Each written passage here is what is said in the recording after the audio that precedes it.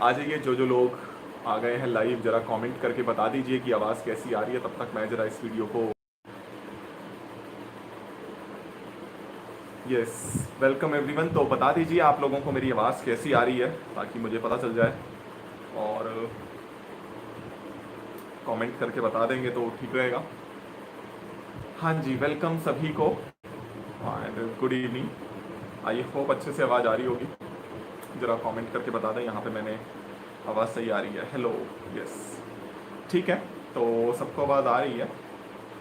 तो कुछ चीज़ें जो कि केवीएस के एग्ज़ाम की आप लोग तैयारी कर रहे हैं, एटॉमिक एनर्जी एजुकेशन सोसाइटी के लिए आप लोग तैयारी कर रहे हैं, तो उससे रिलेटेड कुछ क्वेश्चंस आ रहे थे, उनका मुझे आंसर देना है। एक तो लोग ये पूछ रहे हैं कि एग्ज़ाम कब तक होगा, और ऐसे बहुत सारे क्वेश्चन हैं, सबका मैं आंसर दूंगा, बट उससे पहले कुछ चीज़ें बता दें आपको।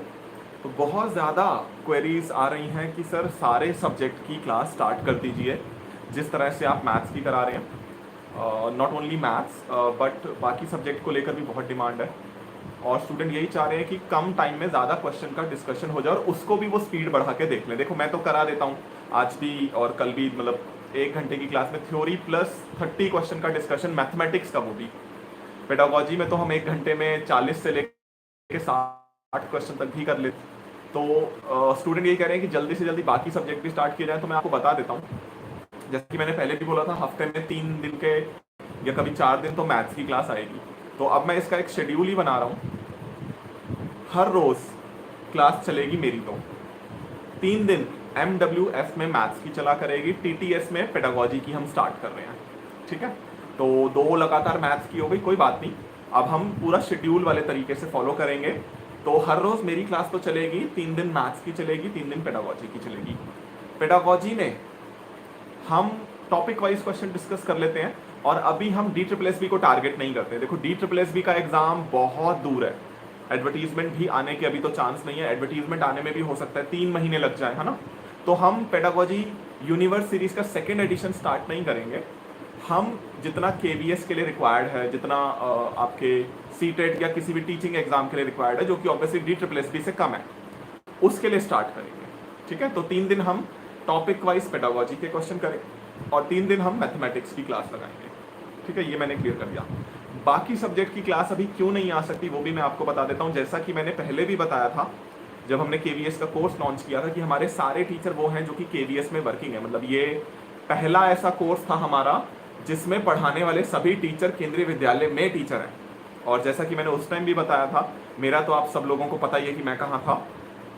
हिमांशु सर, प्रदीप सर दोनों साउथ इंडिया में पोस्टेड थे केंद्रीय विद्यालय में, और मोहित सर वेस्ट इंडिया में थे, और जो हितेश सर वो ईस्ट इंडिया में थे। अभी ये सारे के सारे नॉर्थ ईस्ट में हैं। नॉर्थ ईस्ट में इसलिए हैं ताकि हार्ड स्टेशन इन्होंने लिया है, हार्ड स्टेशन काटने के बाद अपने होम स्टेट ये वापस जा सके। तो ये सारे टीचर फिलहाल, गर्मियों की छुट्टियां चल रही हैं स्कूल्स में, आपको पता ही है, ये सारे टीचर फिलहाल अपने घर पे हैं, और इनका जो रिकॉर्डिंग सेटअप है वो सारा इनके जहाँ पे इनकी पोस्टिंग है वहाँ वाले घर में है। तो ये लोग अभी क्लास इसलिए नहीं ले सकते, ठीक है। बट जुलाई के फर्स्ट वीक से सभी की क्लासेस आएंगी, रिकॉर्डेड आएंगी, ताकि आप स्पीड बढ़ा के देख सकें, ठीक है।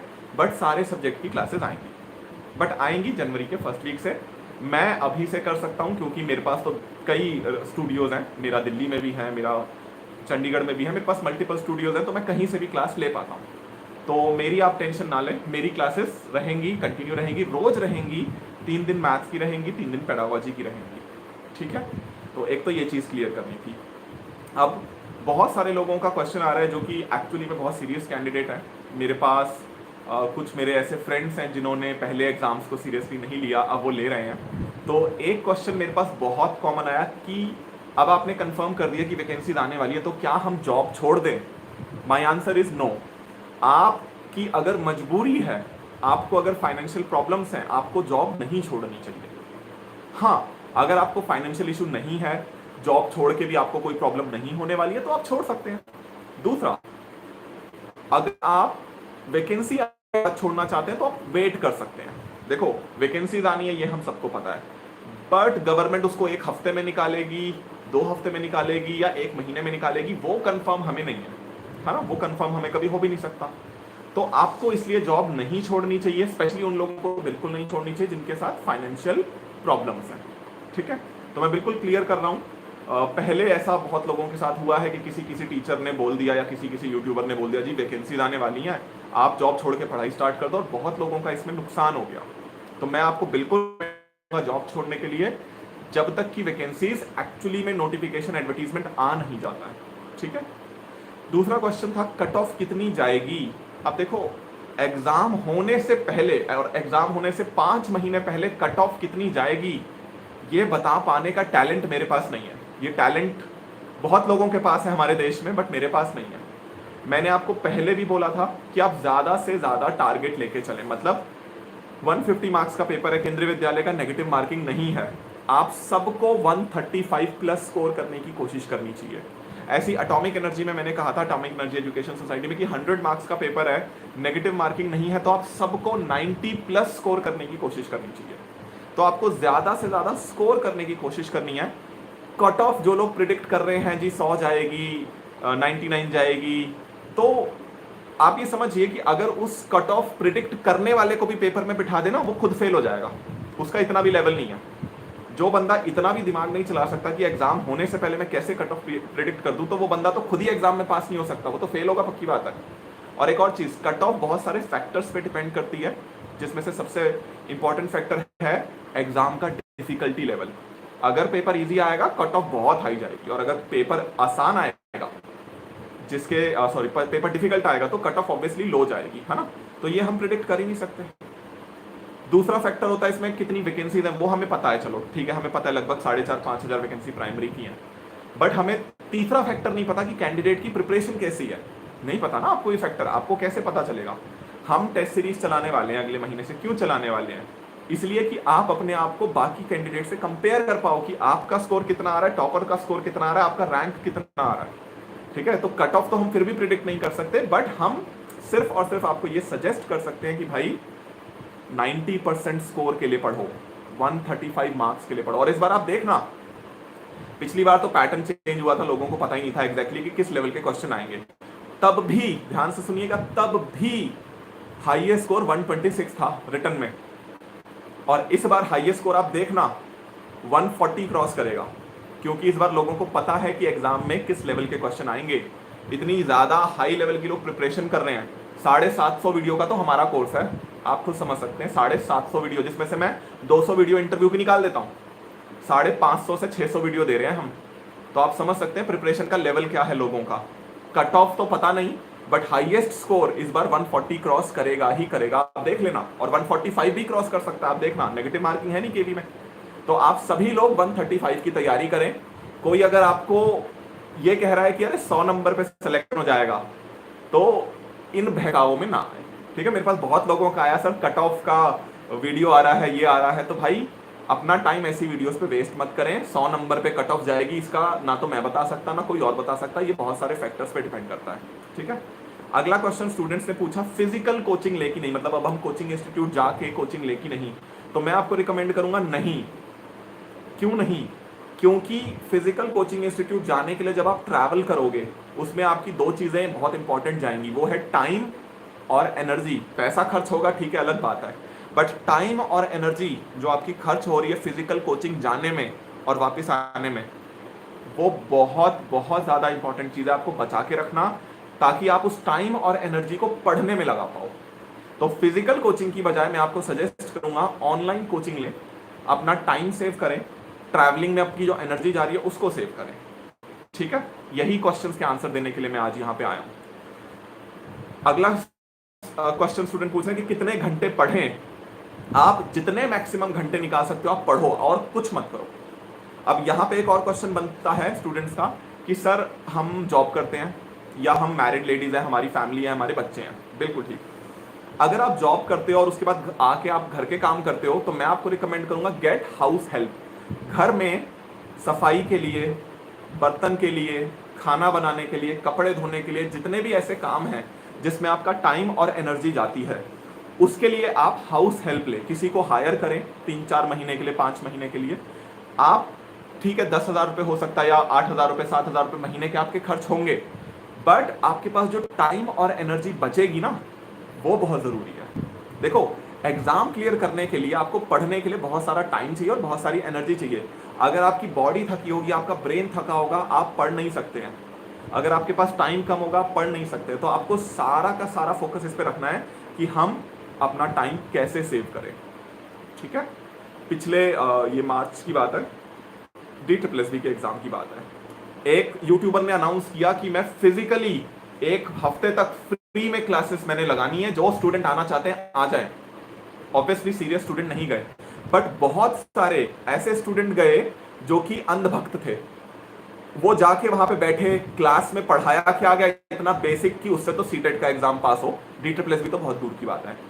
उस जो वो तरीका था, वो मार्केटिंग का तरीका था। एक तो फ्री क्लासेस, फिर उसमें हर चीज की वीडियो आ रही है, घर से निकलते हुए, बैलगाड़ी से उतरते हुए, क्लास में घुसते हुए, क्लास में निकलते हुए, बच्चों के स्टूपिड क्वेश्चन लेते हुए। तो आप समझिए, लोग अपनी मार्केटिंग के लिए यूज करेंगे आपको।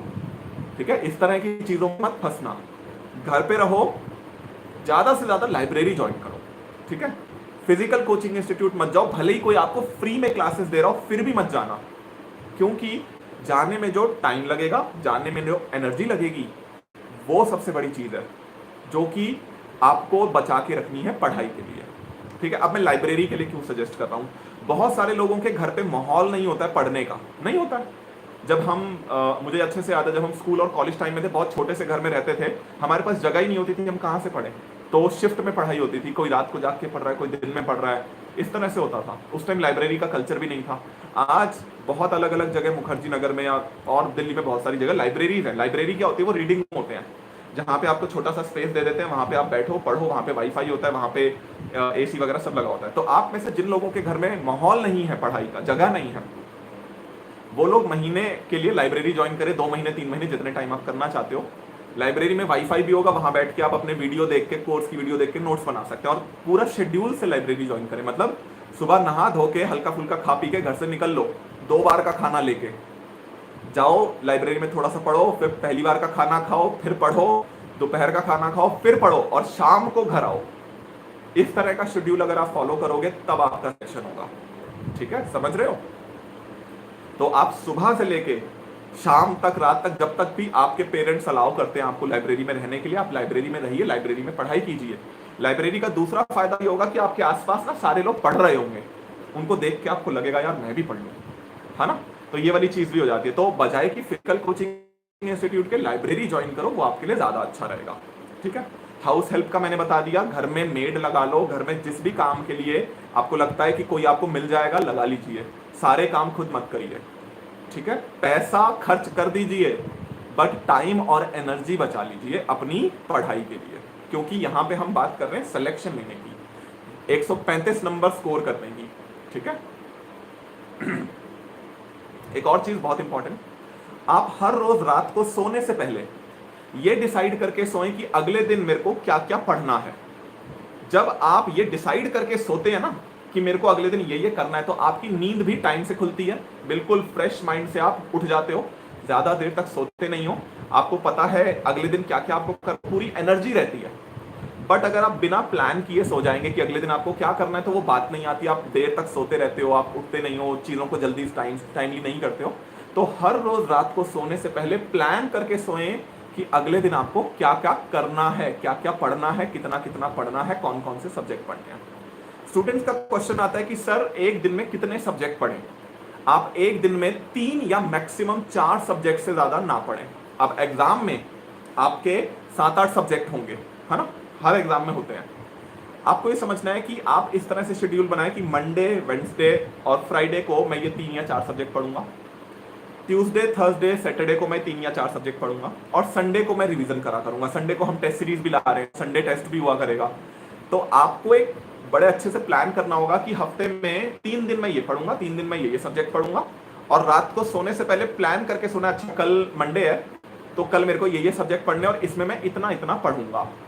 ठीक है, हर रोज रात को प्लान करके सोइए, शेड्यूल पहले से बना के रखिए कि किस दिन कौन सा सब्जेक्ट पढ़ना है।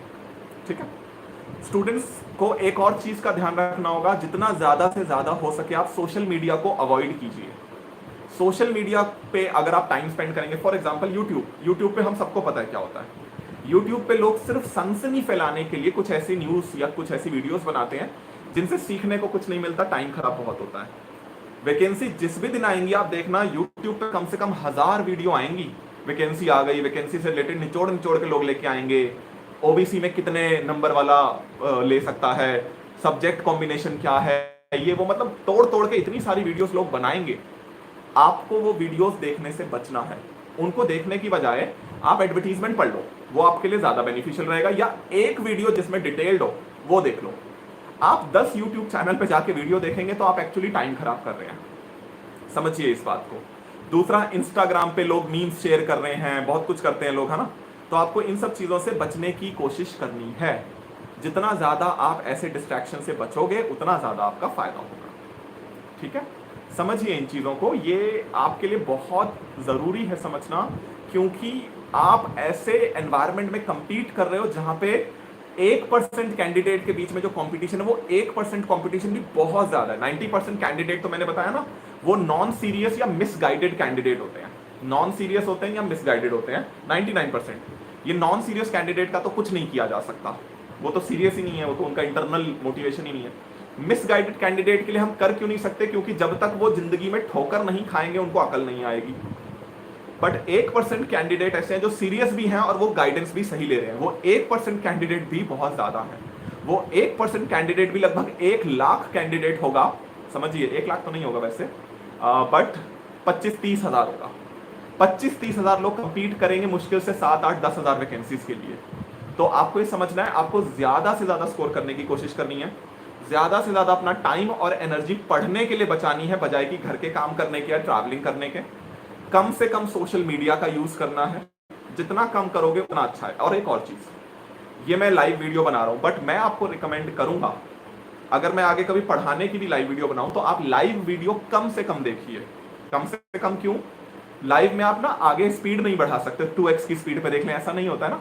मेरे को कोई दुख नहीं होगा अगर आप मेरी वीडियो लाइव नहीं, अगर आप वीडियो खत्म होने के बाद 2x की स्पीड पे भी देख रहे हैं तब भी मेरे लिए ठीक है। मेरे पास व्यूज आने चाहिए 10,000, 7,000, 8,000 जो भी आ रहे हैं, मुझे लाइव से इतना फर्क नहीं पड़ रहा है, ठीक है। तो आप ये समझिए कि आप अपने लिए मेहनत कर रहे हैं और आप उसमें जितना टाइम बचा सके उतना अच्छा है। किसी की भी वीडियो, चाहे पढ़ाई की हो, चाहे कोई सी हो, चाहे मेरी हो, चाहे किसी और की हो, लाइव मत देखिए, प्रीमियर मत देखिए, ठीक है, क्योंकि आप उन पे स्पीड इंक्रीज नहीं कर सकते। आपको टाइम बचाना है, स्पीड इंक्रीज करके देखनी है वीडियोस।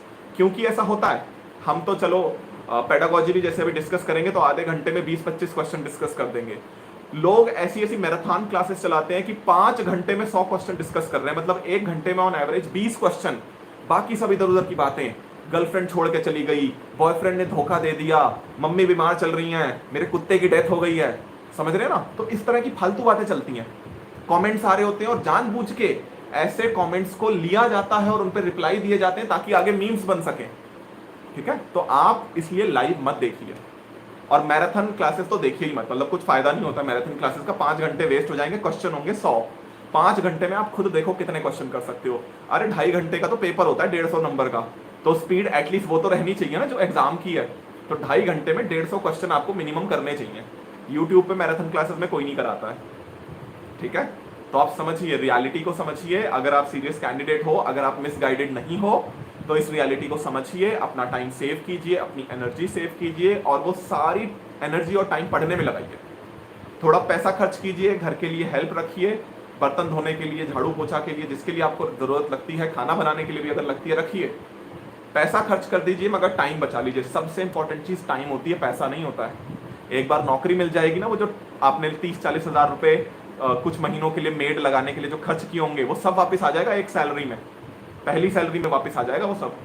तो पैसा मत बचाइए, टाइम बचाइए, एनर्जी बचाइए, ठीक है, और पढ़ाई पे लगाइए वो सारा।